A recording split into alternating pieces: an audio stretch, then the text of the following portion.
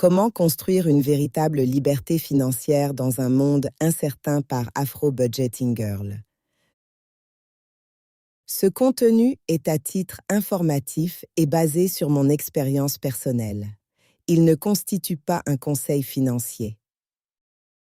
Précarité financière versus difficulté financière. La précarité financière est le risque d'instabilité financière lorsqu'un événement imprévu survient.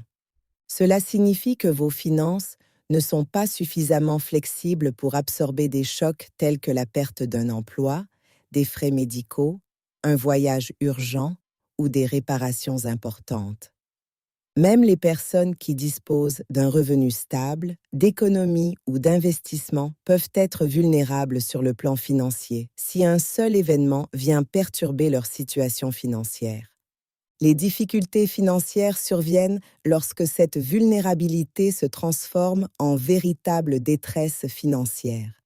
C'est le moment où une personne a du mal à faire face à ses obligations essentielles, telles que le logement, les factures, les soins de santé ou les dépenses quotidiennes, et doit souvent recourir à l'endettement ou à des compromis difficiles pour s'en sortir. En termes simples, précarité financière égale exposition au choc financier. Difficulté financière égale pression financière qui en découle. C'est pourquoi Budgeter, avec intention, met l'accent sur la mise en place de systèmes financiers qui protègent votre vie, et pas seulement sur le suivi des dépenses.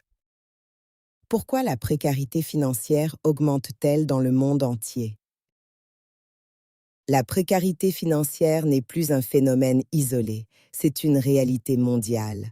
Au Royaume-Uni, près de la moitié des adultes sont financièrement vulnérables, aux prises avec des dettes ou des dépenses essentielles. En France, la hausse de l'inflation et l'évolution des conditions d'emploi ont accru la précarité économique. À l'échelle mondiale, des études montrent que le stress financier a un impact direct sur la santé mentale, les relations et la prise de décision à long terme. Même dans les régions à revenus élevés comme les Émirats arabes unis, de nombreux ménages sont confrontés à l'augmentation du coût de la vie, la dépendance croissante au crédit, l'épargne d'urgence limitée. La leçon est claire. La précarité financière peut toucher n'importe qui, quels que soient ses revenus ou son statut social. Beaucoup de gens commencent à prendre conscience de ces pressions et parlent plus ouvertement de leur situation financière.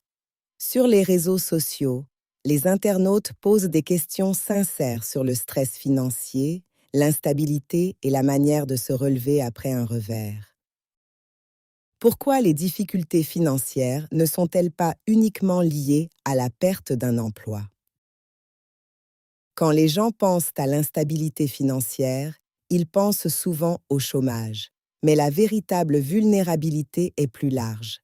C'est la fragilité structurelle et émotionnelle de votre vie financière qui ne se révèle que sous la pression.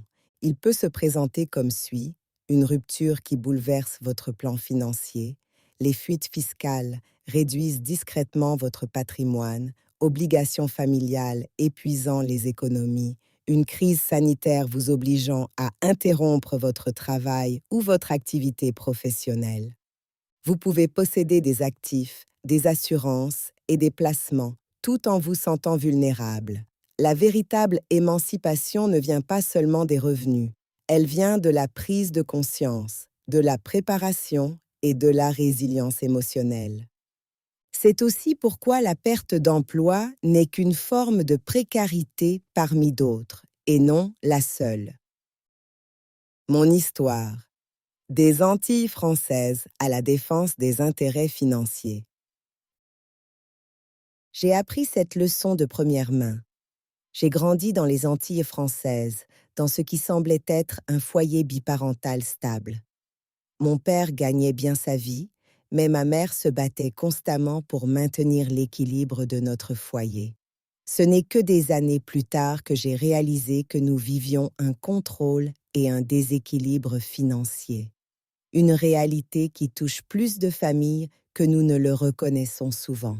Motivée pour assurer mon propre avenir, je suis devenue comptable et fiscaliste. J'ai économisé avec diligence, j'ai investi avec sagesse et j'ai acheté des biens immobiliers. Je pensais avoir atteint la sécurité. Mais avec le temps, j'ai découvert que les actifs financiers ne garantissent pas toujours la tranquillité d'esprit. Les tensions familiales, les changements juridiques et les problèmes de santé ont révélé les failles de mon sentiment de sécurité. Cette prise de conscience que même la stabilité peut cacher la vulnérabilité a transformé ma compréhension du bien-être financier. C'est ce parcours qui a inspiré la création d'Afro Budgeting Girl, une plateforme destinée à aider les individus et les communautés à passer de l'incertitude financière à une autonomie durable. De la vulnérabilité à l'autonomie. Afro Budgeting Girl est née de la conviction que la confiance financière n'est pas seulement une question de budget ou de revenus. C'est aussi une question d'état d'esprit, d'intelligence émotionnelle et de connaissance. Ma mission est simple. Pour vous aider à vous préparer aux surprises financières de la vie avant qu'elles ne surviennent, afin que vous puissiez vivre avec clarté et non avec crainte. Nous allons au-delà des chiffres. Nous parlons des schémas émotionnels et comportementaux qui façonnent nos décisions financières et de la manière de les reconstruire. En effet, le bien-être financier n'est pas une question de salaire, mais de cohérence entre votre argent et vos objectifs. C'est là le cœur même d'une budgétaire avec intention. La précarité financière n'est pas un échec personnel, c'est un signal pour faire une pause, pour comprendre votre écosystème, pour construire des systèmes qui soutiennent votre vie et pas seulement vos revenus. L'autonomie commence par la prise de conscience, et c'est dans la prise de conscience que commence la guérison et la clarté. Avez-vous déjà été confronté à une précarité financière? Qu'est-ce que cela vous a appris sur l'argent, la résilience ou vous-même?